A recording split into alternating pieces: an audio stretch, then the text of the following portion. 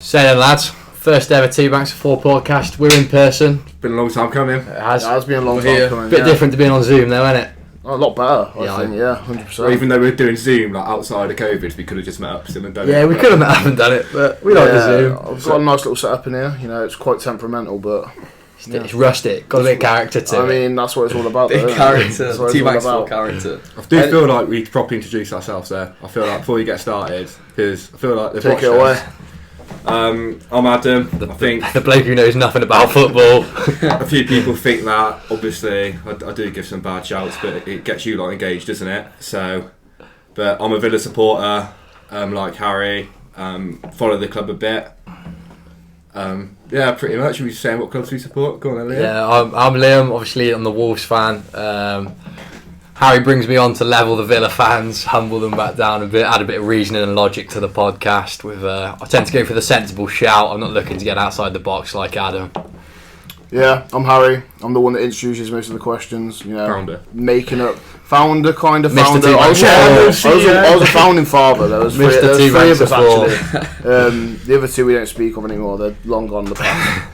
But yeah, obviously Villa fan. Been to a few away games this season. You know, obviously don't get to go to as many homes anymore because I'm living in Manchester. But yeah, so I wouldn't say I love the club. I'm a fan, but you know they've got to win me back first from all the horrible years of Randy Lerner. But yeah, I'm Tom, Liverpool fan, as many people know. 'Cause a lot of people say all my answers are Liverpool answers. Where are you from? I live in Liverpool. Uni. And my work at Anfield as well. If anyone doesn't know that, so I think that qualifies. Yeah, as Harry said, I've been here for a while now on the banks, but enjoying my time. We're developing. We're making it big. Yeah, we're glowing. Onto big steps. I think we should get into the first let's do topic of call, really. Let's do it. Right. So, first of all, this summer, obviously, the transfer window is officially open now. Clubs will be making moves before the actual window opened. You see, Villa made a few moves off the top of my head. Newcastle as well. Who, in your opinion, needs the biggest summer? You know, whether it's managerial-wise, whether it's transfer-wise, whether it's just bringing a whole new feel to the club, and the club needs a renovation and upgrade. Who's the ones that are crying out for it the most, in your opinion? Following first. There's a few in mind, isn't there? I think I'd say like Forest. Yeah, you've always got to look at the new boys, haven't you? I think they remind me a bit of Villa when we came up. The fact they had lots of loan players the season before, and sort of needed to up the quality, but sign plenty of players as well. So I think they do have a bit more to do. I think they've obviously got to replace Jed Spence. They've kept Brennan Johnson, which is good. They've signed that new striker. I can't remember his name, but he had a decent record in the Bundesliga for an overperforming like Union Berlin side. So yeah, I'd probably say them. I think they'll stay up this season. I think that's fair. If they get it right, I think they'll stay up.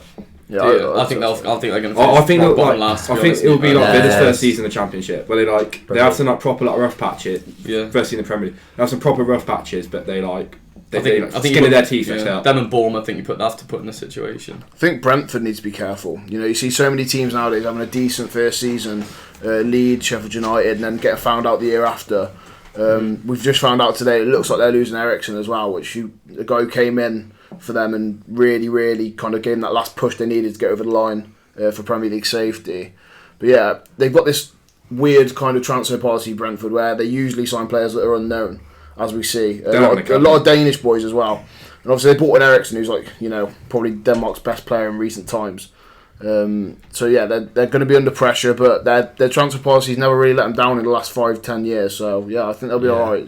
They're going to have to move smart, basically. I'm actually going for my own club, Wolves. I think obviously we put a new manager in last year, but we didn't see much changes on the pitch. He still played the same shape as what Nuno had played. There's been a lot of rumours of players that Bruno wants, and we're getting nowhere near. We've just seen Palhinha. He's gone to Fulham. He was our target. I think the club has got to make the decision whether they back Bruno and the way Bruno plays, and if that's the case, then we've got to buy him those players, and at the minute it's not looking likely at all. There's rumours that Fosun's money's drying up. I think we've got plenty to stay up this year, especially Moutinho signing that new deal. That's massive, but I think going into the season after, we could really be starting to burn out. Well, what's happening with the Neves situation? Because obviously, people see him, he's crying at the end of games, and everyone thought he was going to leave. So I think I never really heard the interest. You know what I mean? I think Neves will stay based on the fact Wolves have slapped 70 million on his head, and you look at clubs who are going to spend that on a midfielder. Man City, they've just got Phillips. They're not going to be looking. That's just outrageous. I can't see Liverpool coming in for him. Yeah, what's your thoughts on Phillips?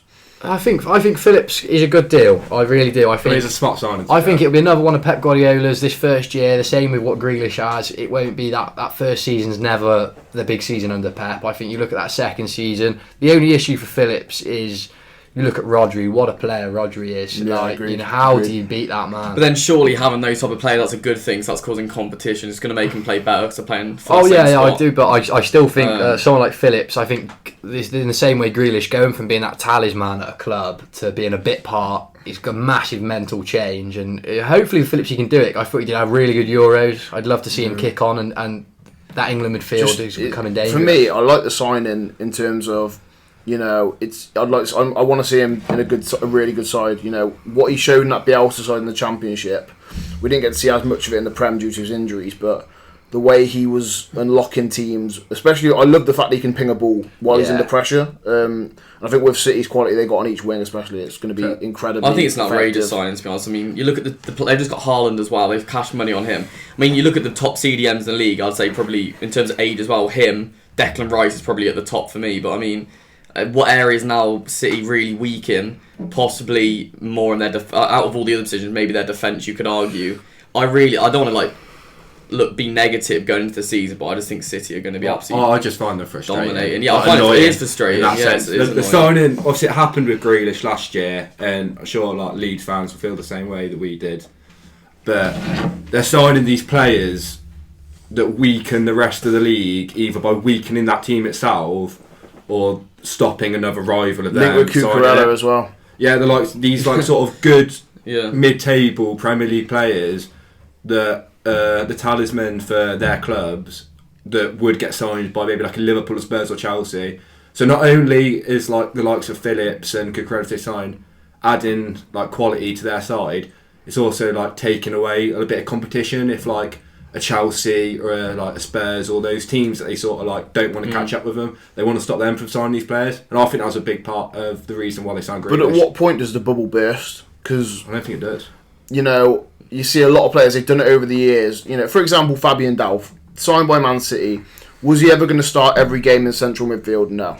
But did he do a good job for City? Yeah. He played left back when they needed him to. He won a league title. But then he gets shipped out to Everton on the way out. Zinchenko looks like he's on his way out. West Ham, Everton, those kind of clubs are sniffing around. They'll get in these players from the Premier League clubs. I know Zinchenko was signed from elsewhere, but he still was rivaled. Wolves wanted him, and obviously didn't get him in the end. Decided to stay at City and fight for his place. But these players, they come into City, they get their Premier League title. They get their silverware, play a little bit of football here and there. They're not the heroes, they're not the Agueros or the De Bruynes. And they get pumped out to a mid-table club. You can see it. Let's be honest, Grealish turns 30, 31, and you can see him ending up at just an average Premier League club again. It's just the way it goes around City. Unless you're top class De Bruyne level, you don't see many people end their career at City. Well, unless they're incredible. Grealish was an annoying one, just for his play style. The likes of Phillips, you think, yeah, fair enough, he's going to fit in quite well. But Grealish was almost the way he played. I'm not saying it would have suited him to stick at Villa, but if he'd have gone, he wanted to move to chance winning trophies, if he could have moved to a side where he's still going to be one of the main players, be a real front runner and maybe a new build United side or something, I think that would have been a move that suited him so much better. I feel with City you really are going to be part of you're being a cog. I don't think it's a good machine to be a cog. Yeah, but you don't really remember. You don't remember the cogs, do you? I don't know. Apart from unless you're looking at Aguero or De Bruyne, you don't really. No one's going to remember Zinchenko. Really, no one's going to remember. Yeah, but I don't think footballers. I don't think footballers play to be remembered anymore. You look at Grealish now; he's going to go. He's won the league already. I reckon he's going to get at least another 2 leagues. Possibly they might. If they break that curse in Europe, he'd be happy. He's earning millions. So, he signed that Gucci deal and he's winning trophies. So I mean, you look at when Grealish left Villa and went to City, and he got a lot of hate from you boys on Twitter. Everyone else saying you sold out his boyhood club. In that Villa team. Phillips has done the exact same at Leeds. Why isn't he getting the same hate? Is it basically the exact same or not? Do you not think? Well, for me, the difference specifically was Villa. The anger for Grealish was Villa on the way up. That season he played out his skin. We had some great results, beating Liverpool 7-2, just to name one. Arsenal, we did the double over that season. Everything was looking good until he got injured and our form went out the window. You'd have a solid argument to say if Grealish should have stayed fit, I don't know if you'd agree with me, that whole season, we could have easily been knocking on the door. 6th or 7th at Christmas. You could easily be knocking on the door for one of those European spots. Maybe not Champions League or Europa League, but especially that conference spot. I think that was easily accessible. But yeah, our form when Grealish was playing that season was just incredible. You can't. The difference is Phillips. You can't ask a Phillips was, that Leeds side.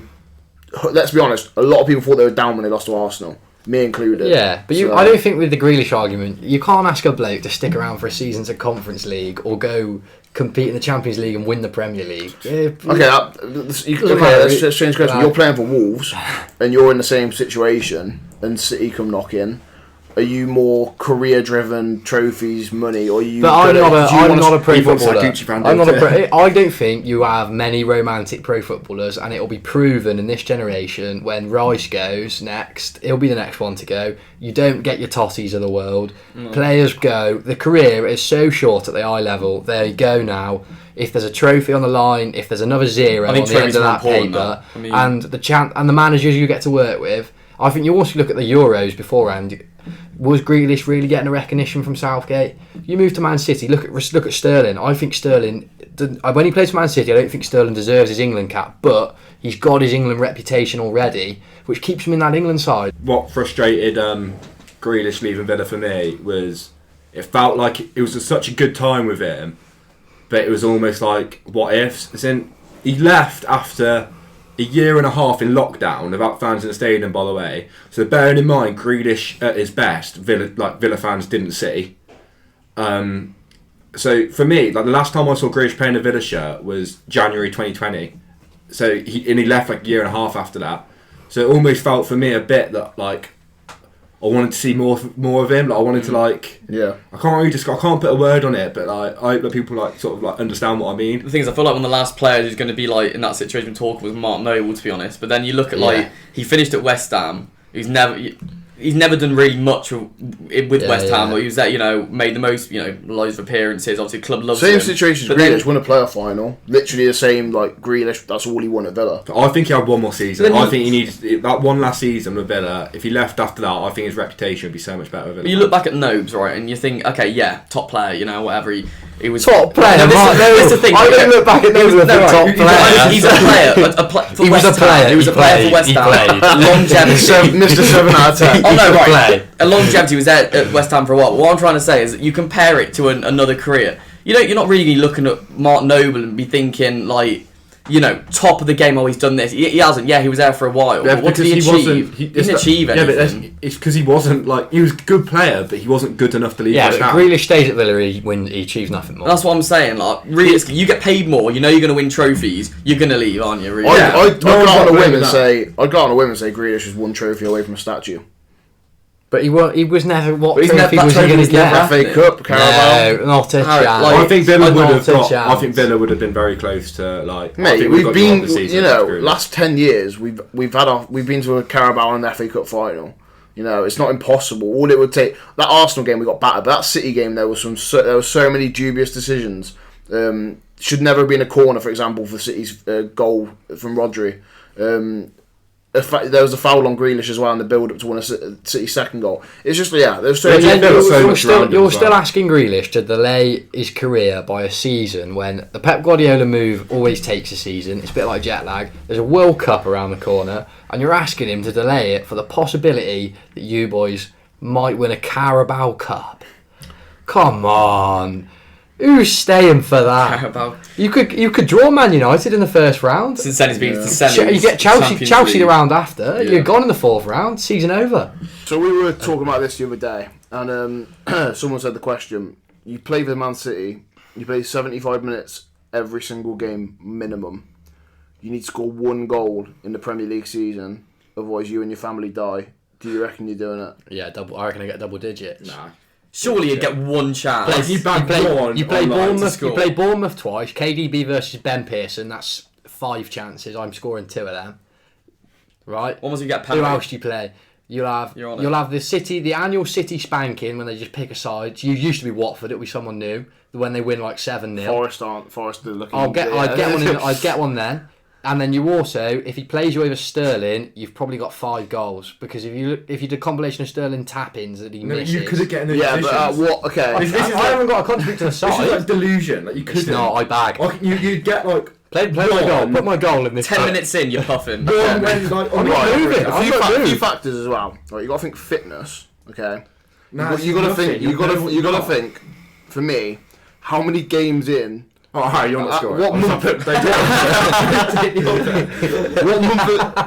the season?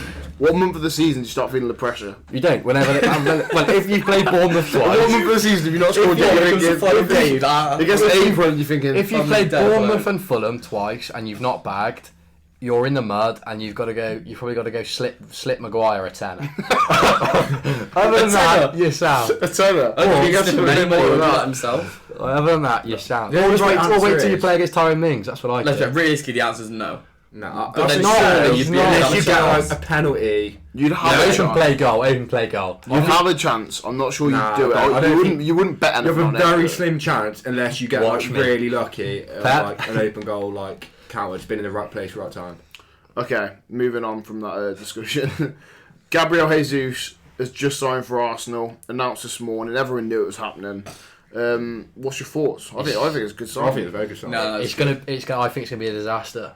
Ooh. I really think it's going to be a disaster because you look at Jesus and you look at what Arsenal need, and everyone goes on about this goals, right?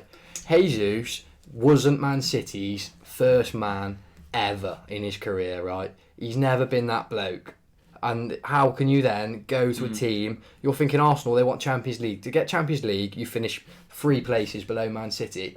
And you're signing their second choice striker. I think that's how I gone. Like It's not. Man City and Liverpool are that far ahead of the rest of like the league at the moment that anyone pretty much in their second side gets into it, like the Arsenal team. Jesus, I'll give you fantastic movement in the box, knows where to be to score. I give you that. I still think Arsenal are miles off being able to have that luxury of that sort of number 9.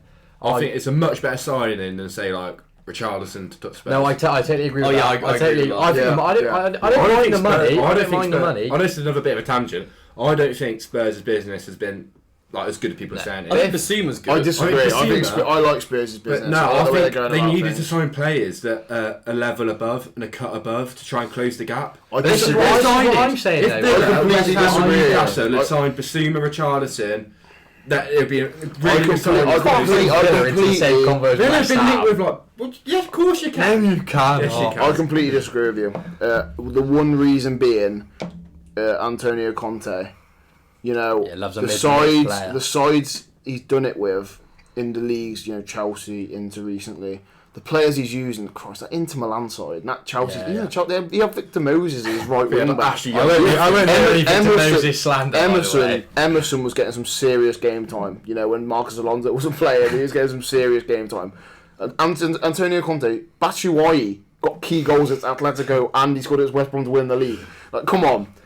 If anyone's going to do it with those kind of Perisic players, you know, Perisic is such a Antonio Conte player, it's disgusting. You could not have picked 2 more accurate manager and player than aging Perisic, who's still going to give you a 7 out of 10 at left wing back. Equally, I would also argue if we're saying Phillips is a good signing, you can't say Basuma's a bad. No, I say Basuma's a very good signing. I don't think he takes Richarlison. He doesn't like. I think His Basuma's very levels smart above signing. Skip and Wink. No, but he doesn't like. I think if Spurs needed to go like sign a proper statement signing, as in like I can't. I'm trying to think of like an example off the top of my head, but like obviously I've got to keep it like realistic. But someone that's gonna be like their best player. Do you not think Spurs have got their statement players already though? Son, Kane, Kulusevski, that's a statement. I like Romero at centre half. Are they like Richarlison? Are they spending 60 million on like a backup? I think Richarlison's. But it's all about depth, isn't it? Come on, right? Look, Liverpool. How much was he? Liverpool's front 3. Now they've got Diaz. Look, last season they had Diaz, Mane, Salah, and then Firmino. And Jota. Firmino and Jota, for example. Come on, he scored so many goals before Christmas and dropped off. I see Liverpool fans now slandering Jota. I think Jota. I still like Jota. But isn't Jota? He's got something like 38 goals in his He's got You've got to have. goals. If Spurs want to get to that level where City and Liverpool are, they've got to have players like Richarlison of that ilk, where they're maybe not going to be starting every game because Kulusevski's come in and he's done extremely well. But you can't be getting Lucas Moore. He's just one of those players. He's never really been that guy, has he? You've got to have that second dimension. Like when things aren't working for Spurs, you throw Richarlison on. He's a mixed bag. You think with a manager like Conte, get a reaction out of the defence. You think with a manager like Conte, I really think that's the best bloke to work with. I do 60 million though. I do agree. Way too much. David Ornstein today tweeted out saying Ronaldo, after openly saying he wants out of United due to Champions League football, been offered to Chelsea. Firstly, I'd just like to say David Ornstein clear of Fabrizio. Oh, 100%, yeah. I think Fabrizio's lost it a bit. Fabrizio He's a tapping merchant. But is Ornstein a Premier League merchant? But what else does he need to be for us like that, really? True. Anyway, Ronaldo, I think... It's a weird one. I think it's weird. I think Ronaldo in a Chelsea shirt would be weird for anyone to see. Makes you feel uncomfortable. I equally don't think it would be a bad thing for Man United. I think if you're heading into this new era, it's got to be a clean slate. And I agree. I always think you're going to be battling for that dressing room with a bloke like Ronaldo there. Yeah. I saw something say, I don't know if you saw the report that I'm referencing, but the United players want to feel a sense of weight off their shoulders when Ronaldo leaves or something like that. It's Luke Shaw, one of the Chinese, I think. I think the problem with Ronaldo when he went to United originally, I think although a lot of United fans will argue how good he was last season for them, I'm not arguing that. He got the goals, he got the assists, and it was big for him in some games and moments. However, I just think he was almost too big a player to be in that team each day. I think there was that added pressure. And obviously I think he was always expected to be the one who was starting. He didn't, not to be sub, but he was the man. And I think now they've got Ten Hag, and I said they're trying to move forward. I do agree he should time to kind of move on. But then you look at Lukaku, now he's gone from Chelsea. They are probably looking maybe for that big man up front. But they're only going to get a year out of him. I think for Ronaldo's sake, though, it's like he is coming towards as good as still is physically and everything. He is coming towards the end of his career. And do you not want to be you want to be playing in the Championship? Not the Championship. It's mad because you want to play in the Champions League. The thing is, right? If it was the other way around, and you think of the headline, Chelsea are signing Manchester United's player who is the third top goal scorer in the league. When you put it like that, you kind of think, well, what's going on there? Yeah, and I agree. But then again, you can't take his age out of it. I know he's still he's not top of his game anymore, but he's still playing. Obviously, he's not going to be on a 5-year contract. Let's be honest. I think it's good for a year, a season, and see what have him at that and see what happens after, maybe to see if he fits in the Chelsea squad. But I think Chelsea maybe need it. I think start of last season, I'm not sure about you. When Chelsea looked like they were pushing, I was thinking, you know what, maybe they are going to be up with Liverpool City. Sorry. They fell off quite a lot. I think near the end of the season as well. I was kind of thinking at one point, surely they're not even gonna, start battling for that top 4, and they are fine. Obviously they did get in the end, but I do think they need something. I think with Chelsea, they've got to solve this number 9 problem. If you roll back the years, you think of Chelsea number 9s.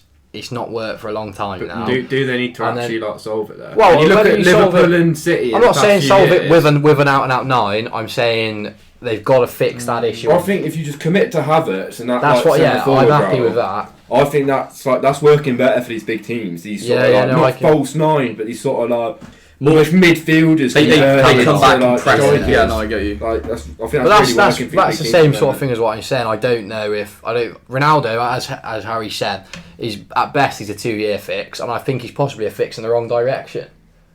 Because you have to, if you're playing down the middle, that's a totally different role to what we're talking about. I think this thing with the likes of Ronaldo, you can't adapt your game around him. You need if he doesn't fit, he doesn't fit. I think that's one thing United sometimes last season it was struggled. I can't believe they signed him last year. And I can remember I was still a bit surprised. I think they signed him because it was oh wow, he's available. Let's get him. And I think they didn't really think about where he was going to fit and how it was going to work before they even got him into the team. I'm not sure. I also think I think United and Chelsea are both a bit criminal of letting their youngsters suffer, and I think the signing like Ronaldo, you look at Man United youngsters now, I think a lot of them are suffering, And we're same with Chelsea, and it's the same as when these clubs they buy these massive players like Sancho, and rightly so. United fans they will expect Sancho to hit the ground running straight off, whereas it's not what Man City do with their big signings. And I think Man United need to get real now and decide where they're going to invest. It is crunch time for United. Like, you know, I'm not saying City are going to catch them in terms of Premier League titles anytime soon, but you know, they're winning an awful lot, aren't they, over the years now, City, and United are not responding with anything. And there's, you know, you hear the argument City have no fans. I can tell you right now, 10 years time, City are going to have a lot of fans. You walk around Manchester, you see a disgusting amount of kids wearing City shirts. You know, or at least you're driving here, I saw Grealish top you on the grow, back. you know, these kids are growing up. When we were growing up, it was, you know, United, Arsenal, Chelsea. Yeah. Maybe not so much Liverpool when we were growing up. Not but really, no. Was it really? 'Cause it feels like for me, when I was growing up, it's been City. I think I don't agree. I'm talking very young here. When when people are choosing their teams, you know, that kind of age, and they're going to be growing up seeing all these players at City. City just winning everything, thinking, "Well, I'll have a bit of that." So I can tell you now, it's not going to be long before City are a club of some magnitude. If they're not already, let's be honest. But that's where I think United need to take note. You look at City, you signed Diaz was young, Cancelo was young, Bernardo Silva was at a good age to invest. They're not buying players. It starts at the top. These players are fantastic players and were good players before they arrive at City. But Pep doesn't. They're not the finished article when they arrive at City. And Man United, by trying to sign Harry Maguire, the best player in that Leicester side, Wan-Bissaka had a fantastic season at Palace. All right, what's your thoughts on De Jong then? I think my issue with De Jong is I don't think the player wants to go. I think initially that's horrendous. Yeah. If a player doesn't want to be there, you're not going to get the best out of him. What I would say though, De Jong is a world-class football player, and you would be daft to turn him down. However, is he what that United squad needs right now? They need a DM. They need a six. They do desperately. need a DM, yeah. And I think you look at that back line. That back line's shoddy. If Ronaldo goes, they need a striker. So would I go and spend 70 million of my budget on Frankie De Jong this year? No, no, I wouldn't. It's a lot of the budget for a clean slate rebuild. You got a manager in who has a set style of play. He's admired in Europe. I'm expecting big things from Ten Hag. If I'm a United fan, I'm going to give him time. It's going to be a big job. And I'm expecting so much deadwood. I'm expecting player development from Ten Hag. I think you got. Well, that's what's not been happening. Yeah, they've it's been going on for too long. You know, it's quick fixes. Let's be honest. Jose, everyone says, "Oh, he should." You know, he won stuff. He's the only one to win stuff. Did he ever develop any players, Jose Mourinho? No, he bought an Ibra, did well until his injury. Pogba failed under Jose. Rashford went backwards under Jose.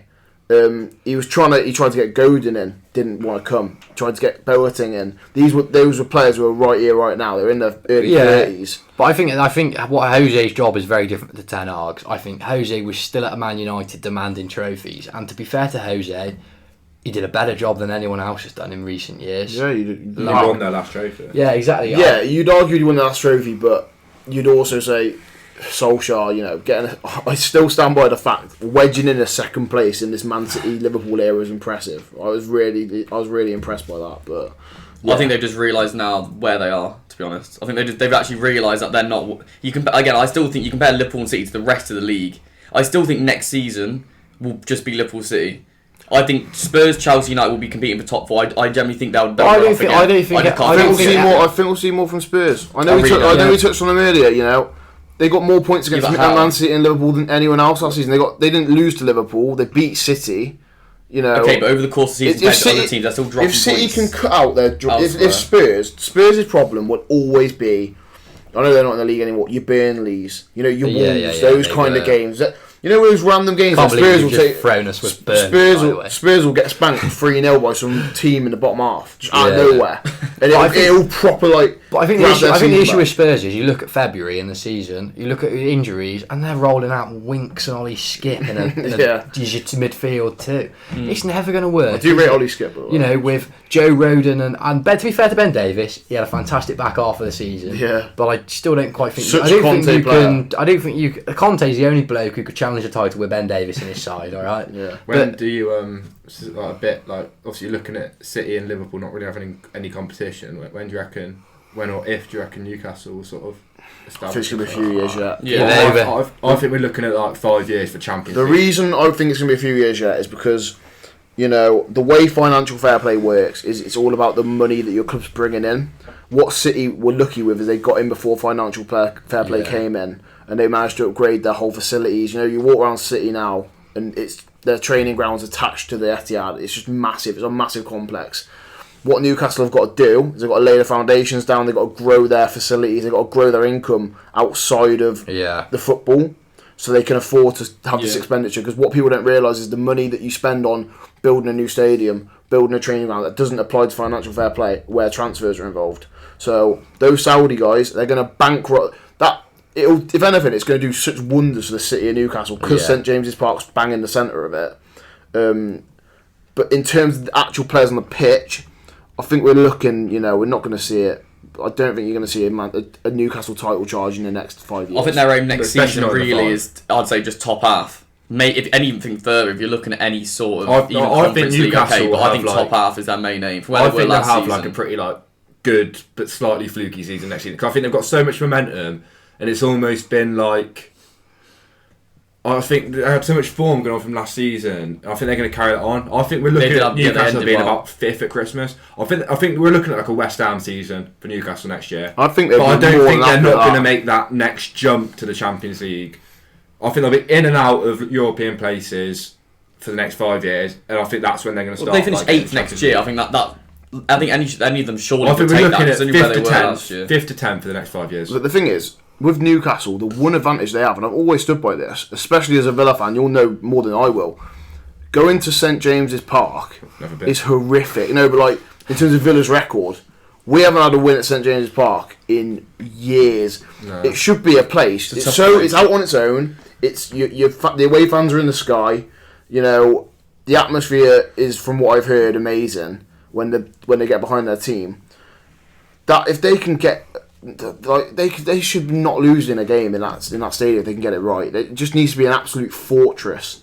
They haven't got any real massive derby games to where form goes out the window. Villa play Wolves, and both teams are in weird form. Crumble. Both teams suddenly just shit themselves and don't want to play football. Especially you boys. Yeah, especially us boys. But say when Villa play Blues, form goes out the window. It's all about the day. Newcastle have no games like that. Sunderland could be in the Premier League in the next 3 or 4 years. My slight issue with Newcastle, though, is A, the holes in the side that are left from a poor side, and B, do they move forward with Eddie out? Well, that's point. At what point do they get the superstar manager in? And how deep will Eddie Howe's foundations be rooted into that side? Because they love him. When the next bloke comes along, and he'll totally flip it. Because that step, as you say, you look at West Ham now, they're in this period now where they possibly have to change their mentality to how they approach games, and they have to go to every game this season, other than probably City and Liverpool, and say, we're going to be the better team on the park here. Whereas you can get 8th and you can get 7th, like Wolves did when we did it. You can get that by being the second on the pitch in the day. It's just so long away though. You can win. All you have to do is win your 5% and win your 5 minutes, and with enough momentum, like you say, like Newcastle have got, you can get to 7th. But you can actually be miles off that next. I just feel like with Newcastle, and we'll end it after this because otherwise we could go on for hours. But at what point does the reality check come in? They've got their owner. Eddie Howe's come in, just completely changed their season around. They've survived. They pushed into the mid to top half of the table. At what point does the reality check come in? Because let's be honest, it always comes. Wolves have had theirs. We'd argue Wolves had theirs last season after the Europa League. There's a novelty to Newcastle at the moment where they're almost it's almost manifested it them doing well because of the whole change in the club. But obviously that will slow down. I'm sure it will speed up again later. But there will be a point. It's not going to be an easy. I think when as Adam says, I think after Christmas, January. Well, it's different this season because of the World Cup, isn't it? But, But it's in a typical season, it would be that spell. So when those fixtures come thick and fast, and you only need if Bruno Guimaraes picks up that knock, and that's the midfield change. Botman, take him out the back four. You're looking at bringing Lascelles back in. If those players go at the same time, you could be talking about a month that Newcastle lose because at the minute they've got holes in a side and they've got some fantastic players. But what the issue of having those fantastic players, a bit like when Neves doesn't play for Wolves, that hole is massive. Yeah. Okay, so with this section of the podcast, anyone who's come from our TikTok page, which I'm presuming the majority of you have, will know we ask each other these obscure questions that get your brain ticking, and the kind of questions that you'd ask your mates at footy or at the pub or at work. And we've all brought one to the table today. So Adam, do you want to kick us off with whatever you've got? So I'll start in. So one I thought was like an interesting one. It's everyone knows that Harry Kane's England's like starting striker. But who is England's second best striker? Who is going to be England's backup at that World Cup? Tammy Abraham. I disagree. Go on, who's yours then? I'll give you Tammy. Because you mentioned at the World Cup, I'd say if Calvert-Lewin can get into form, I'd have Calvert-Lewin in front of Tammy Abraham. I'd have an informed Calvert-Lewin in front of an informed Tammy Abraham purely because of the different dimension he offers to Harry Kane. I mean, Abraham's in and around the box, similar kind of, going to get in similar areas to Kane, less playmaking ability. Obviously, he can win a header, but sometimes, you're 2-0 down to Spain. You're going to start throwing the ball into the box, aren't you? You need a man like Calvert-Lewin. You saw in the England training videos, he can leap a stupid amount higher than anyone else in the squad. That alone, defensively and going forward, is a great asset to have. And I just think sometimes you've got to have a different approach to a game. You have a plan B. I do agree with you there, actually, in the sense of, remember that when Everton under Ancelotti, I think, was at the start, when he was proving himself, in those first couple months, when he was on fire, he wasn't just good, he was, at the top of the league. If he can get back to where he was at that point, I think, yeah. But again, I think this is hard. With England, I think it's a classic situation of kind of, do you go from what they've done before, is it like form? It'll be whoever's like. And that's the hard thing, because if you look at form and you look at who you're picking, then it has to be Tammy Abraham. It's between three at the moment, I'd say. Who do you think? I'd say it's between Abraham.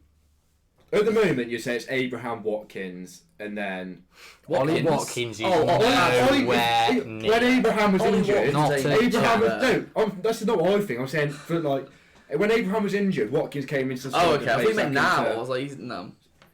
Watkins came in. Watkins Stop is saying his Southgate's name third because choice. he's not in the conversation. He's Southgate's third choice at the moment. But he's not. What if he starts the summer and just starts bagging? What if I start summer and start bagging? Take me to the World No, Cup. but Watkins has got that England. He's got a few caps for England not now. a Southgate clearly. But you're likes saying him. it's like he's like.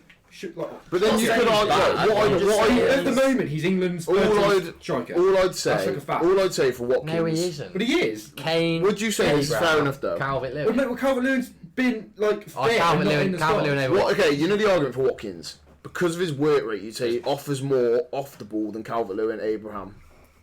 Was that fair? I think that's fair enough. Yeah, I wouldn't have Watkins as. Bear in mind, you can realistically take three strikers. If I've got all those England strikers and Kane starting, and you're going against tired legs, I think Watkins is a fair enough player to get on because he's got a tank and he's going to chase everything down. I'd take at the moment if the World Cup. Don't get me wrong, it's 0-0. It's 0-0, and you need a goal. I don't put on Watkins. If the World Cup was this summer, what are we taking him for? You need something It's different. a World Cup. We're England. Play on the wing. It's World Cup. We're England, and we're talking about a bloke whose asset. You've just said directly. If it's 0-0, he's not scoring. He can play on the wing. We got bags of wingers. I ain't taking anyone who can play on the wing. I'm talking about in the moment. I'm talking about you got a player up front and who can move onto the wing if you need him to. No, I think if the World Cup was this summer and you were taking three strikers, I think it would be Kane, Abraham and Watkins. I don't think he'll take. I think Watkins goes ahead of DCL right now. Yeah, right now. He goes ahead of DCL. I think in the summer it will be. I think he'll take. I do think DCL will come good. I really do. I think it will be Calvert-Lewin and Abraham deputising to Kane at the. I agree. Good question. I like that. Liam, what have you got? Are we going straight in, are we? Yeah. Why not? My question is, this season, obviously, FIFA, they do a once to watch card at the start of every year. Who is your player this season? Your one to watch. They're going to have their breakthrough season, or going to be the player. Who do you think this season belongs to? I'm not necessarily saying they're going to be the world's best player, but this season it could even be a streets won't forget. I've got one that's like I don't know why he's come to mind, but Anthony Gordon. I like it. That's a good shot. I'm a massive fan. He had a good season last year. He was looking like one of Everton's better players, and obviously it's about then getting to the next level next season. I think he's going to be a real I think under Lampard as well. 10 goals, 10 assists, for Gordon. I think he'll be Everton's talisman sort of stuff. Yeah, I don't even necessarily think Everton are going to do that well. Big shot. I think Everton will be between 10th, 15th. But I think Gordon's going to absolutely set the world right a bit.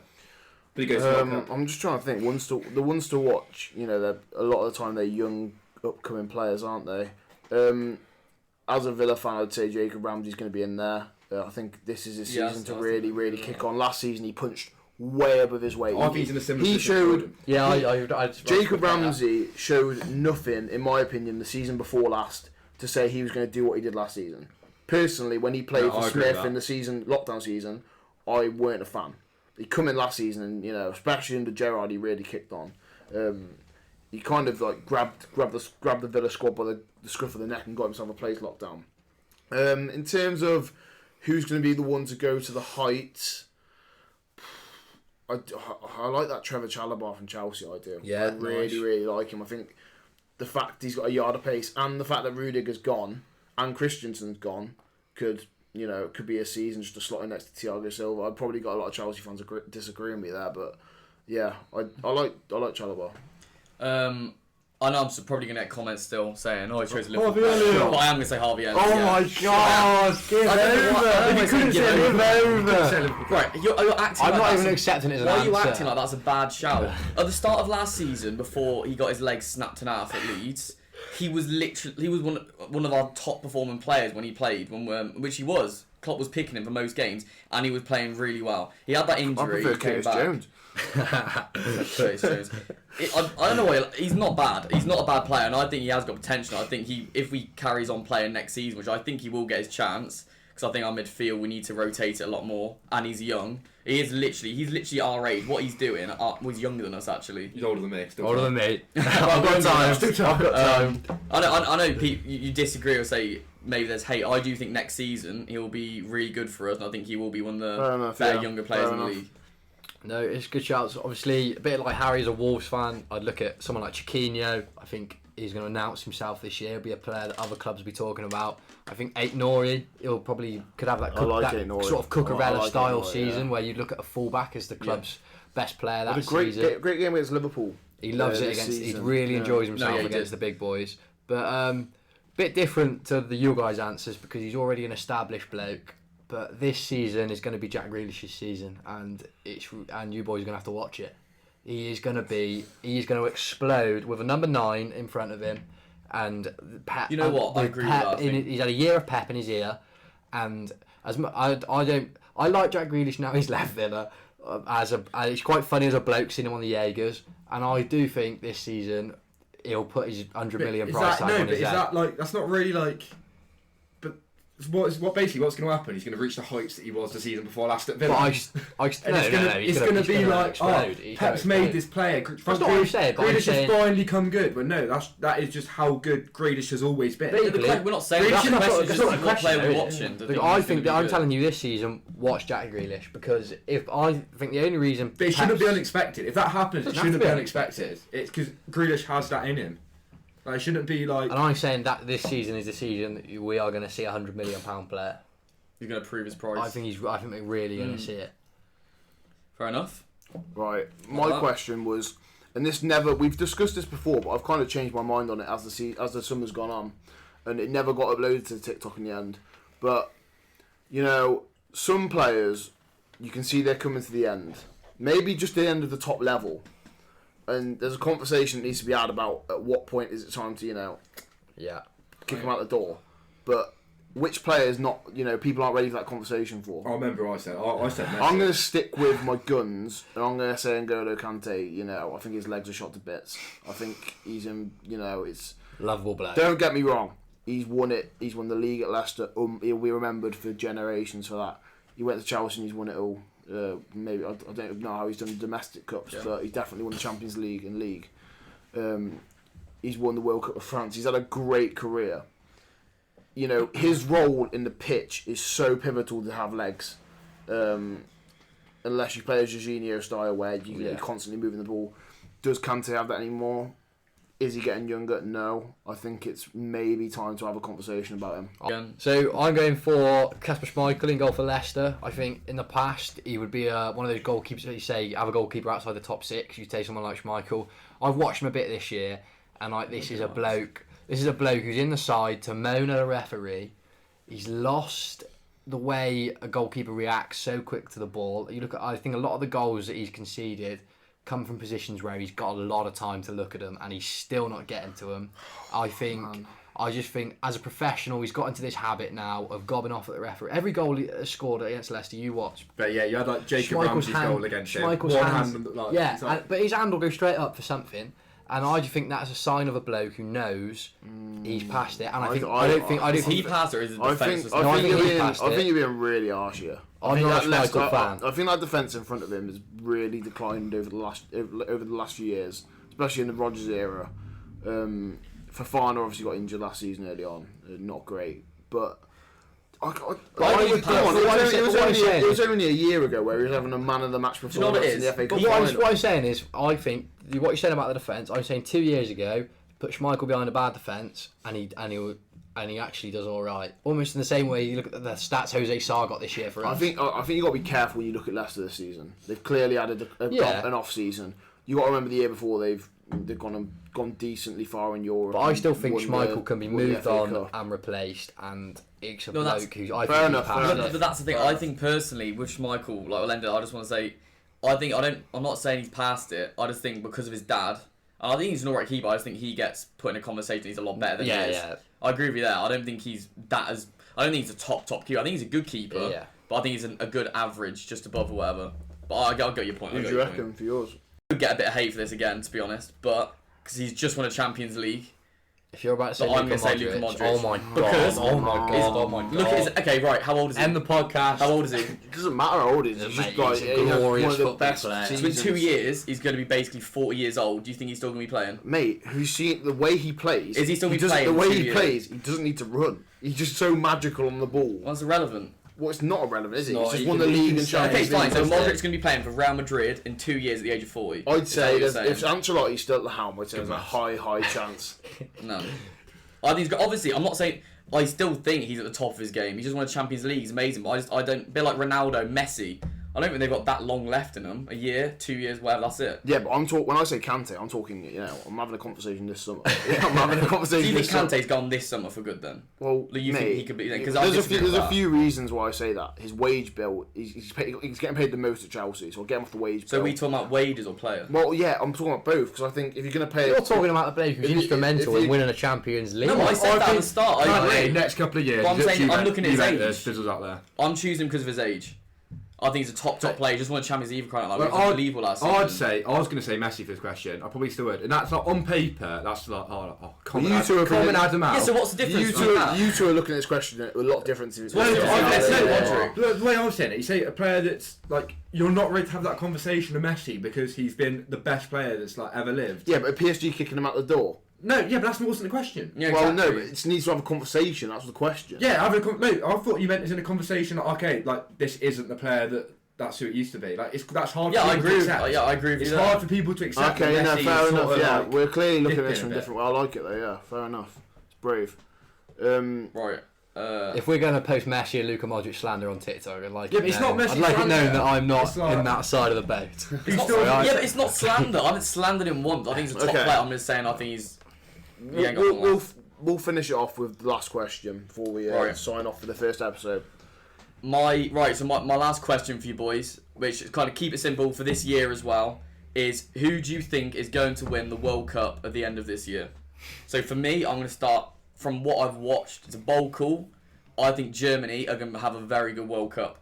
Personally, I think now they've got a new manager and they're playing proper football. They look very well knit together. I think they can have a good World Cup personally. I think it's a fair shout. It's not who I think is going to win, but I have put a bet on Senegal. Bear in mind, it was like 100, I don't blame it. When you look at their squad, they got some serious momentum. They've got a decent group. They've got a decent group. I haven't really looked into it and who they're playing like that in like. They haven't playing us, so I hope they win. But I think Senegal, each way, put a bet on that. Like Croatia got to a final. Is that Croatia size of? No, yeah.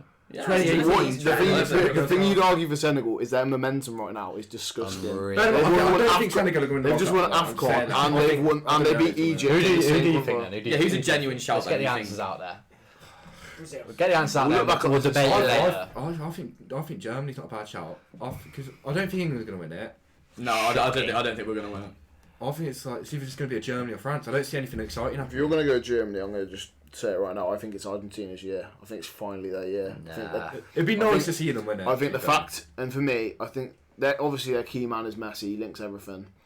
One thing Argentina have always lacked when we've been growing up is a good goalkeeper. They finally got it.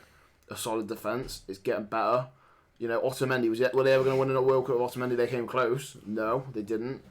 The thing is, with Argentina, Messi's always had this whole thing about him. He's never won an international trophy. You know, he's never going to be compared to Maradona, who dragged Argentina to a World Cup. Now that kind of omen is over him, he's past it. He's going into this World Cup knowing he's not really under the same kind of pressure, and he's got the momentum we just talked about with Senegal, and that was looked as a joke answer. I'd love to see Messi win it. I think I'm struggling to see a reason why they couldn't. Momentum, squad depth, players they got, style of play. They finally got a good manager. I'm going to tackle England's pessimism, and I say in England because I wish people buy way too much into the prep. Right, that Nations League was a load of rubbish, and I stand by that. You look at this England squad now, and I think this is a squad that's actually forming, it's actually gelling, and as much as club fans might hate it, there's relationships and friendships forming. And I think you look at the strong Germanys of the past, they all played for the same club. They all knew how each other was playing. They could all play together. I look at this England squad. Don't get me wrong. I think Southgate holds the side back, and I'll stand by that. However, if we can go into it with rock and roll players like Foden, Grealish, if he can put the faith in them, you look at someone like Saka, the way he runs at people. Harry Kane. We've got the best number 9 in world football. We have. That's a conversation. We have. We've got the best number 9 in world day. Equally, it might be a different style number 9 to what we used to. Kareem the and we haven't got the English son to play off him, which is a bit of a shame. That would be lethal. But you look at the 3 months Phillips is going to have under Pep and the time that Rice is going to develop more. It's a good midfield, right? Full-backs, right back, we're strong enough. I think England, tournament side, if people get behind him, why not? Tell me why not. Why not? Tell me why not. Why not? I said to my last comment, I'm looking at this camera, 80-1 Senegal, each way or something, bet on it, and just watch it play out. Lovely stuff. So, that's that. Episode 1 done. Pleasure, fellas. Thank you very much for tuning in. If you've made it this far, appreciate it. Make sure to follow the TikTok page. You'll probably see clips from this podcast on there anyway. But yeah, I hope you enjoyed it. I think we enjoyed it. Thank you very much. Make sure to like the podcast for a start and share it to your mates as well. Every little while. Awesome. Cheers. Thank you.